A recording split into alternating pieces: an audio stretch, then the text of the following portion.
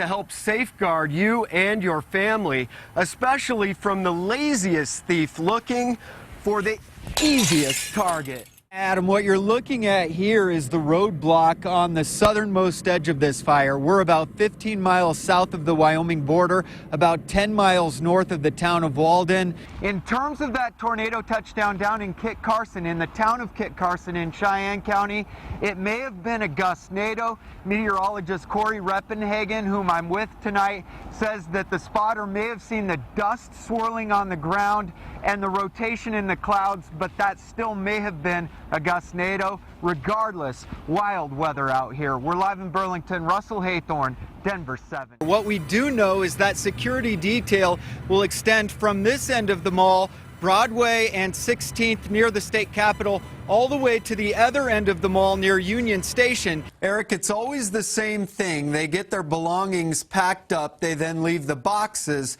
for the movers to take from here to there. They then move themselves, in many of these cases, halfway across the country. And by the time they get there, they find their belongings seemingly disappear in transit. Right, so this is a 30-pack. It sells for about 50 bucks. It's flavored like bacon and molasses, and once it hits a dog's system, it takes about 20 to 30 minutes to take effect, and it lasts about 6 to 8 hours. Okay, Maverick, what do you think?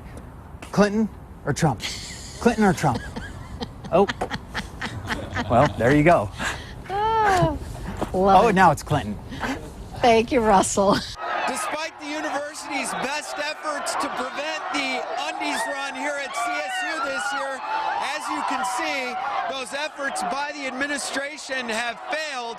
There are literally thousands of students out here right now. And they didn't want to talk about the night of the attack either, but they say they are healing both physically and emotionally as police here continue to search for the fourth suspect. And we've all heard about a certain politician's idea to build a wall. Well, now this Change.org group is suggesting the same thing all the way around our square state. Well, not a wall per se, but a limit to the number of people who can move in. The problem is the second they log on, they leave behind a digital trail. And there are hackers in dark rooms like this, hot on that trail. The Broncos start getting paid as well. For now, we're live at the stadium with no name. Russell Haythorn, Denver 7. While it certainly still has its beauty, There's a lot of people working, having lunch. And there are also mounting issues on the mall. Like this public intoxication arrest we captured just this afternoon. And this attack caught on camera a few weeks ago, a man wielding a piece of PVC pipe and striking several bystanders. They're all begging and, harassing people for leftovers and stuff like that. Maggie White has managed Overland Sheepskin and Leather for nearly 20 years now. I don't think the police can keep up. Our private security can barely keep up. And there are a growing number of businesses on and near 16th that agree. So this month, the Downtown Denver Partnership will begin using private uniformed security on the mall, saying safety, including the perception of safety, is imperative to creating a successful center city. My doctor said she got harassed and she's never coming back downtown. White is hoping that private security can help with the constant battle. Sometimes they buy, sometimes they steal, sometimes they just want to take a nap in the chair,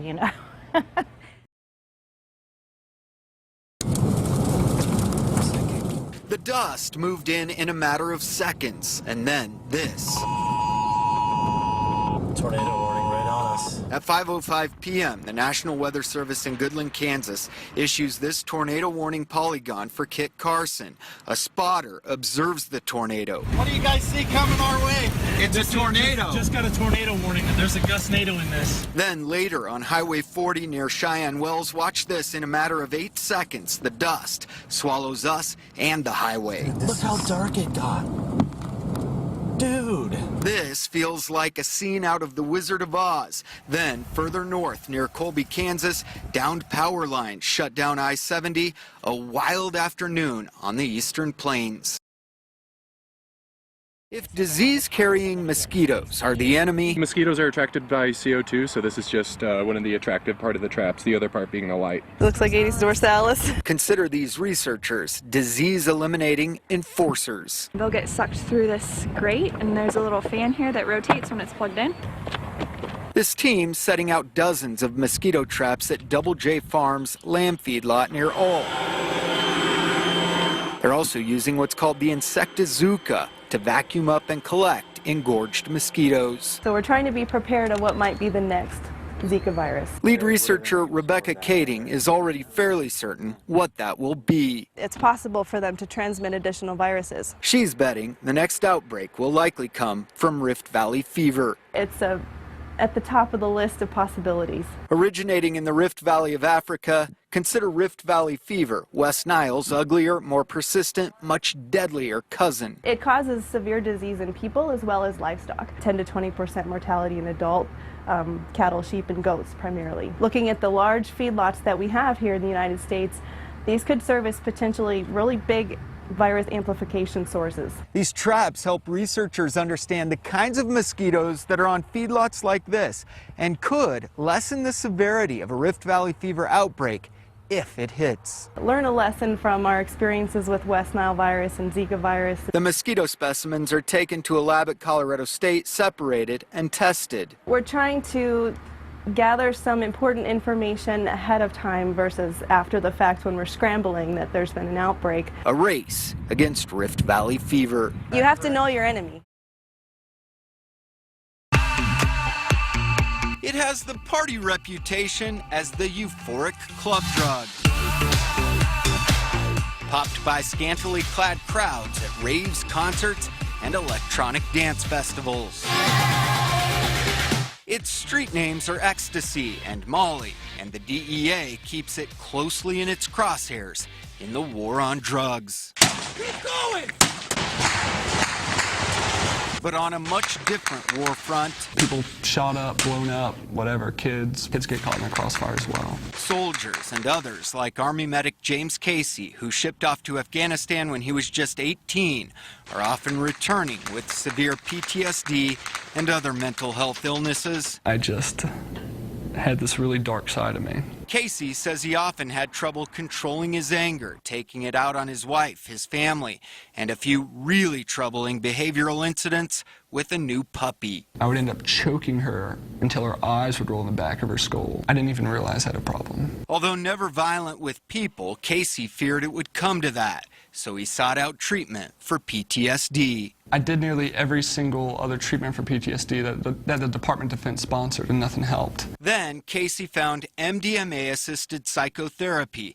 MDMA is the clinical name for the street drug, ecstasy. I really had nothing to lose. The U.S. government banned MDMA in the 80s. MDMA, like MDA, would cause permanent or long-term brain damage in users. But recently, a small band of medical researchers, including some in Boulder, have wrangled permission from the U.S. government to try the drug as treatment again, this time administering it to patients suffering from PTSD. So people are able to look at traumatic memories, the fear is reduced, and then they're able to separate out that it was happening then and not now. Patients like Casey undergo 3 separate treatments. While lying down on a couch blindfolded, they take the drug and then therapists walk them through their worst fears. We're saying that MDMA itself is not the medicine, it's MDMA-assisted psychotherapy. The MDMA was like armor that I put all over my body so I could dive into the darkness of my PTSD and then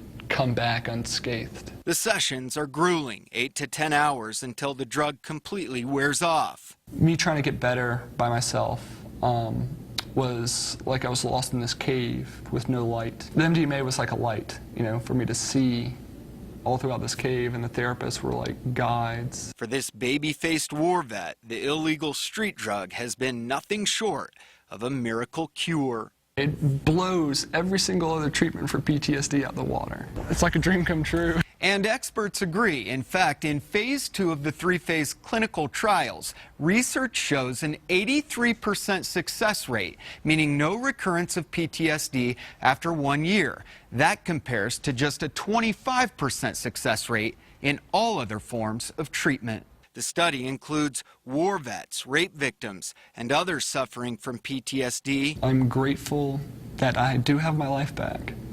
I do love my wife. I do love my family. I love that little dog that I got.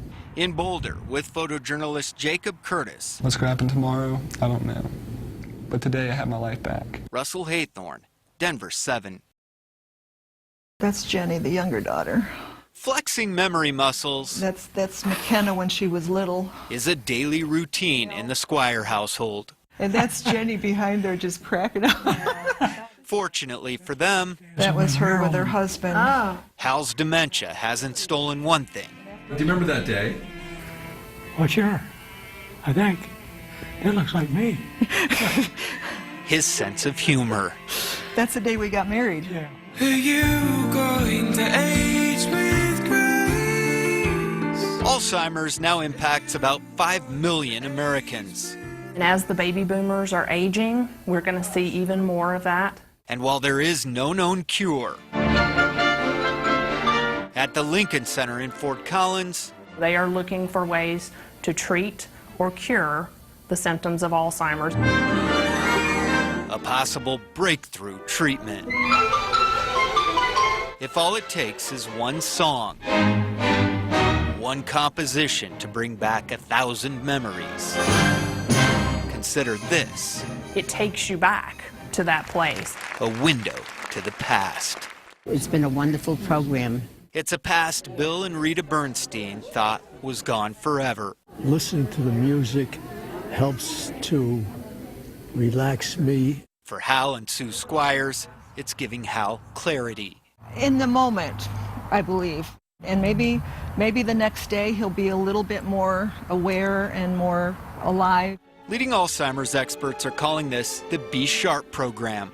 And it's very powerful to see how we can use music to reawaken. 30 patients and a spouse or family member attending the 5 masterworks of the symphony all this season.